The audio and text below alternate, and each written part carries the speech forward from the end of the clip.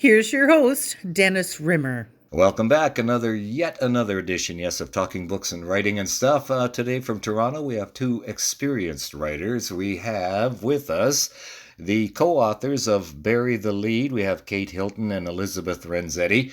And what happens in Bury the Lead, and it's a bit of a play on a journalism term, a big city journalist joins the staff of a small town paper in cottage country and finds a community full of secrets and murder, which is great because it's all about a famous actor who gets in trouble and then winds up probably dead, and things go from there. So we have with us, we'll say Liz on one side, Kate on the other. So Liz, the person in the book works at the Quill and Packet. Is that kind of like the Aurelia Packet and Times newspaper, Liz? I'm so glad you noted that. Very few people do note it, except if they're actually from Aurelia. So yes, it is indeed a little subtle nod to the late great newspaper that was more than a century old and was closed down, what, about 5 or 6 years ago now? The pandemic has ruined my sense of time. But yeah, so it is an homage to the wonderfully named Packet and Times, but also to all the wonderful community newspapers across the country. Liz, we'll continue with you. Did you work in newspapers? Yes, I worked my entire journalistic career in newspapers at the Globe and Mail, so not a small local community newspaper, at the national newspaper, where I worked my entire journalistic career. A lot of my friends, though, worked at small papers, local papers. I've interviewed a lot of people who worked at small papers, and I grew up and still love reading community newspapers, so I adore everything about them. Kate Hilton, how about you? Did you have any newspaper experience in your background?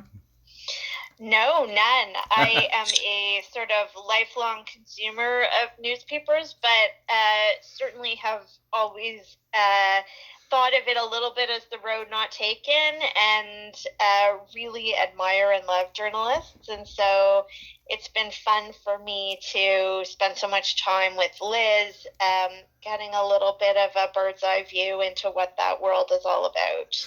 Okay, we'll continue with Kate Hilton. First of all, what was the what if moment for the story from your perspective, Kate?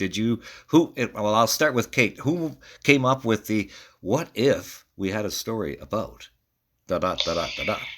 Yeah. Okay, I like the way you phrase that. I mean, we're both experienced writers, and both of us have published novels in the past. We've never worked together. We'd actually done a nonfiction proposal together a few years back, but we're both enthusiastic mystery writers. This is for both of us a first attempt at writing crime fiction. And I think it was really the fact that during the pandemic, we were both enjoying reading crime fiction so much. And we both read crime fiction for a long time, but during the pandemic, it was sort of our comfort read place. And we were friends. We went on a sort of COVID date to a park and discovered that both of us were spending a whole lot of our time reading murder mysteries. And the what if initially was, what if we wrote a murder mystery? Would that be fun? Would we enjoy that? Would it be joyful to work together on crime fiction? And from there, I think, we decided, well, it would be fun to do that, but how would we, because we were kind of different writers, we've written different types of things. Like, what does the sort of overlap of the Venn diagram of our interests look like? Well, we're both interested in journalism and social justice and, timely newsworthy issues and feminism and midlife women, and so this story sort of grew out of those kind of shared buckets of interest. Elizabeth Renzetti, your answer to basically the same question. How did you two get together, and which one of you came up with, or did they both at the same time, with the idea of a small town, quote unquote, newspaper reporter covering a big time murder? Well, that's the interesting thing about writing a together as a team is that, sort of who did what exactly is lost in the sands of time. I feel like it's a little bit like a marriage. Nobody can remember, where exactly certain things started. So we had a kernel of an idea. We had a place. Probably Kate suggested the place. I remember Kate suggesting Port Ellis. The name, definitely, and I suggested the name of the newspaper because, as you point out, I was thinking partly of the Aurelia Packet and Times, but also I love newspapers with strange names, the Crag and Canyon, out west, and the Times Picayune in Louisiana. The Chronicle Herald in Halifax. So each of us would contribute a little something. It was a bit like making a big pot of minestrone or something.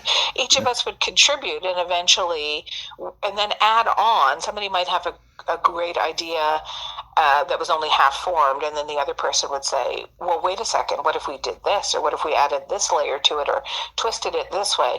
And people often ask us about writing together, and we can talk about that, I'm sure, but one of the absolutely best things is that your idea, which might be good, can be elevated and taken to the next level by the other person, and that's what often happens. And Kate, from your perspective, how did the two of you put one story on one piece of paper? How do you do that? Do you talk back and forth every day, or do you write something and then send it off, and the other person sends it back? What are the physical aspects, I guess, of it? Yeah, so it's in stages. So stage one is just a whole series of conversations, and I sort of gracefully sidestepped your early questioner, whose idea was it that she'd be a journalist and so on. I think both of us thought off the bat that would be a good profession for a person who is not in law enforcement, right? Because with an amateur detective, the person has to have a reason to be nosy and get up in people's business. Journalism lets you do that. So I think we, technically speaking, the first brainstorming piece is like, who is our detective? What does she do? Who gets murdered? Why? Where does this thing take place? Because setting is so important in a mystery like this. It's almost its own character. And so once we had all those pieces, and that's in some ways one of my favorite parts of the process is just the big blue sky part of it, where everything's possible, and those conversations would be fun to watch, because that really is a bit like ping pong, all those sort of ideas bouncing around, and some feel really good and some are like, I don't know, let's come back to that. And then the next stage after that is crafting a very detailed outline of the story with all of, the twists and turns and red herrings. And, a murder mystery is quite technical. For it to work, you have to, be constantly raising and releasing suspense through the book and pulling different threads along and have different stories working as you go, and the main character developing in certain ways. So that we do a very detailed outline for, like 20 pages single space, roughly amounting to kind of 70 to 75,000 words.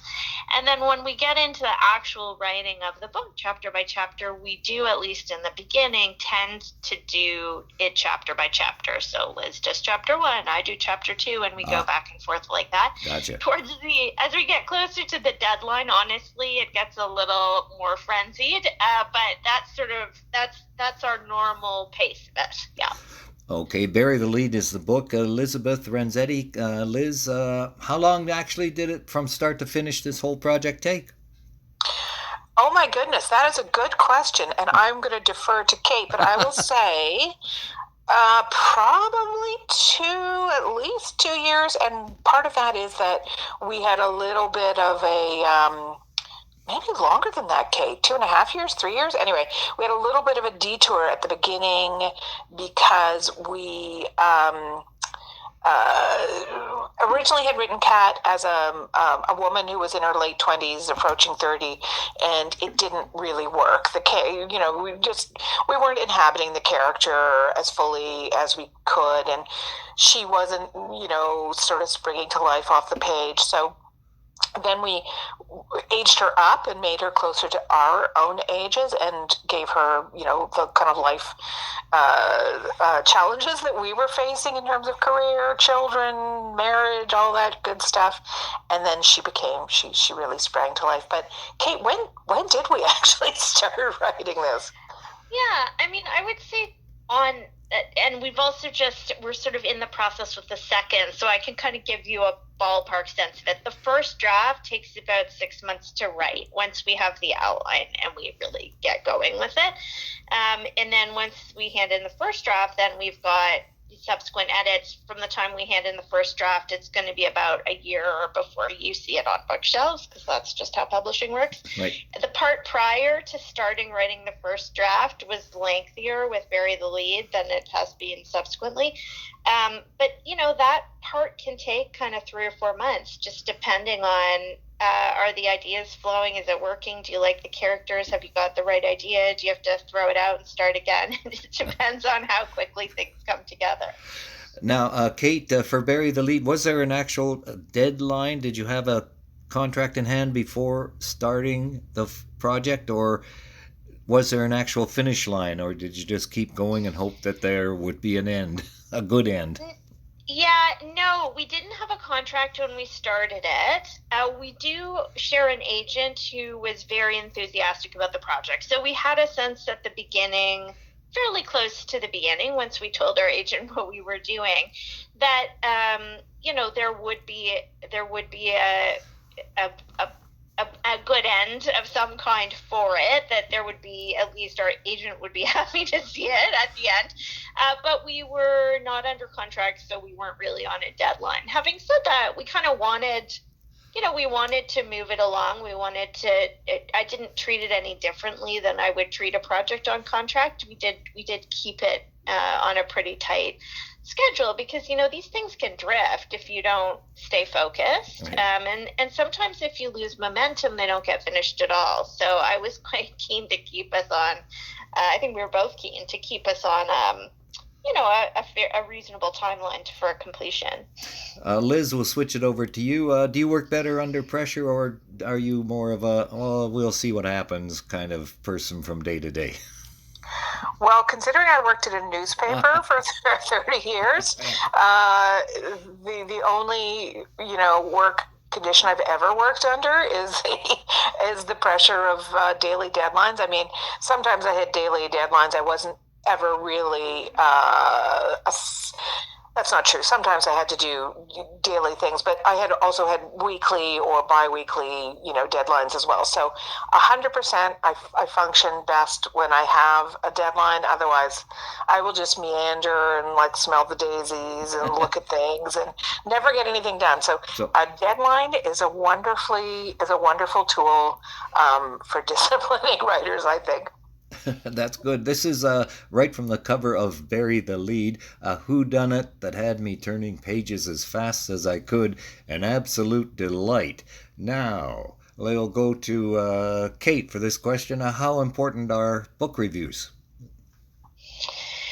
Book reviews are important. I mean, I think it sort of depends where the book reviews come from. They're important in different ways. So, we got a beautiful book review in the Globe. I think a lot of people saw it and bought the book as a consequence of that. We got a nice review on CBC. Similarly, that had a big reach and did a good job for us. We did a lot of regional news interviews, and I like to think that helped us in particular markets like Winnipeg, for example. The Free Press liked the book, and but also reviews. There are a lot of really active book bloggers out there who are a very important part of kind of the writing ecosystem now, and so it's those voices matter too, and they have followings, and we've been very fortunate with this book to have people like it. I mean, I think reviews do matter, sure, because it's about, in this business, there's so much competition for people's attention. And as you know, in your business, Dennis, right, there's so much competition for people's attention. There's so much content out there. And often what feels like a personal recommendation from someone you trust, whether that's the book reviewer at the Globe or a book club friend or a book blogger whose taste you share, that stuff matters a lot. Liz, the changing media landscape, how does that affect writers and publicity? Not like even 15 years ago when, as Kate was saying, a good review in a couple of newspapers and you're off to the races. But now, as Kate was saying, you have to kind of beat the bushes. Is that sort of the way things are going these days? Oh, yeah. I mean, I was the books editor at the Globe and Mail a long time ago, and then I was the publishing reporter, and, not just the Globe, but like had a very extensive book section. It still does have a wonderful book section, but all kinds of newspapers had extensive book sections, and there were more newspapers then, and there were more community newspapers then. But it's not all doom and gloom at all, because what we've seen instead is a rise in a different kind of ecosystem, and that's the social media ecosystem. And so, for example, Book Talk is huge. Bookstagram is huge. These are communities of readers, often young women, who love reading and love books and are very enthusiastic and share their enthusiasms online. And so I think that's a really good thing. The problem there a little bit is that a certain type of book might get shared, or one or two titles, or one author, and it might a little bit squeeze out the more marginal authors or writing genres or things like that. But in general, social media has also been really good for books. Okay, thank you very much. That was Elizabeth Renzetti. Liz, we'll switch again to Kate. Was there anything new that you learned when you're doing this book and research? Anything that surprised you when the process came together? I would say just the process of collaborating on a book in and of itself was the biggest new thing for me, and it was a wonderful thing. It was a very joyful thing.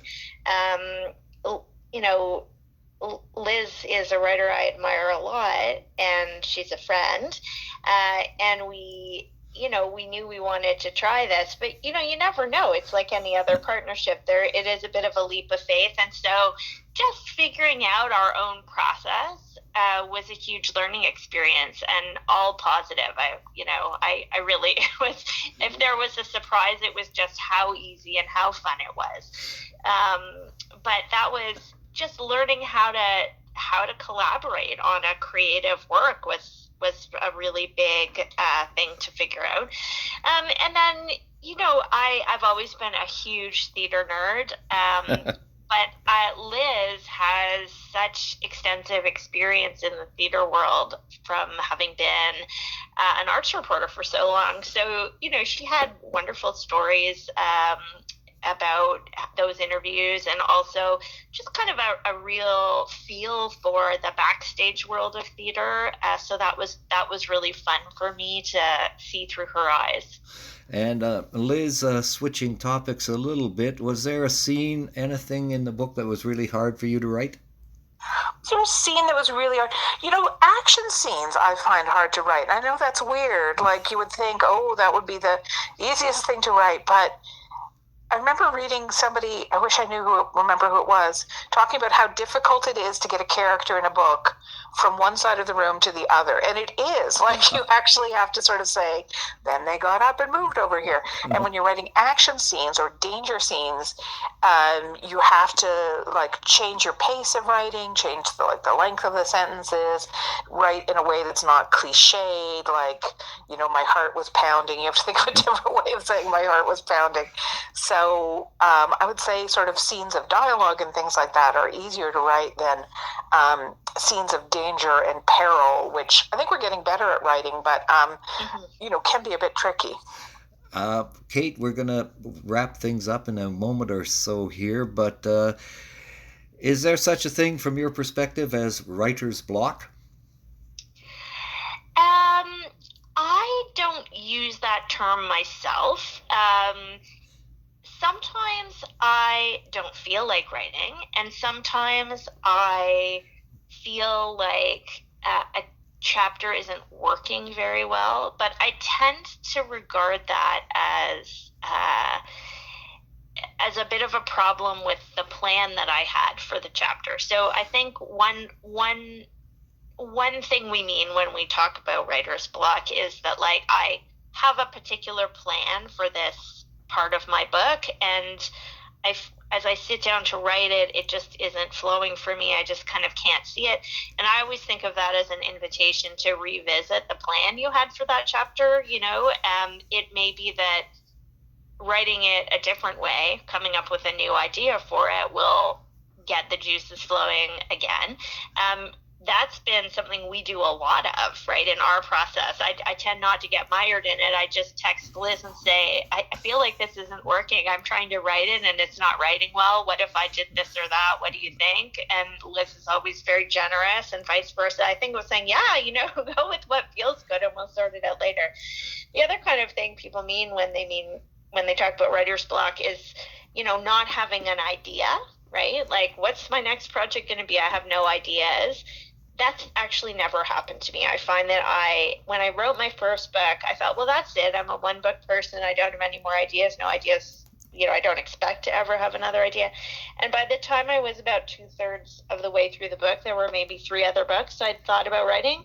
And that's always been the case. So I now just trust that will be true, that I'll get to the end of a project and there will be a few other ideas clamoring for attention. And that's been just trusting that will happen has been a bit of a learning curve for me, but very rewarding. Liz, one final question sort of for you with your background in arts reporting and the book section and stuff. What for you makes a great story? Oh, what a also good question. What makes a good story? I think it has to do with characters that I recognize but also don't, and who make unexpected decisions. And also it has to do with the language. So it has to do with a sentence that at the beginning I think it's going to go somewhere, and at the end I'm like, ooh, I did not see that coming. And whether it's just a choice of words or a choice of like a particular set of verbs, or it describes something I didn't think it was going to.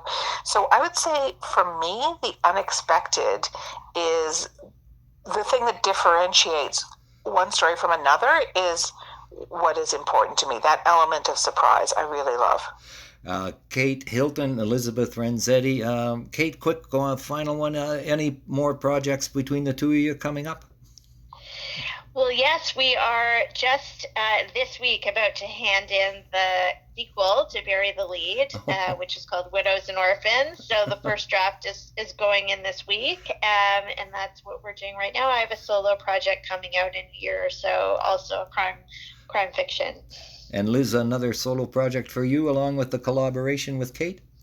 Yes, I have a book of nonfiction coming out in October, and it's called What She Said, Conversations About Equality. Great. That's Kate Hilton and Elizabeth Renzetti. The book is Bury the Lead. Don't bury this one in your book pile on the side of your bed.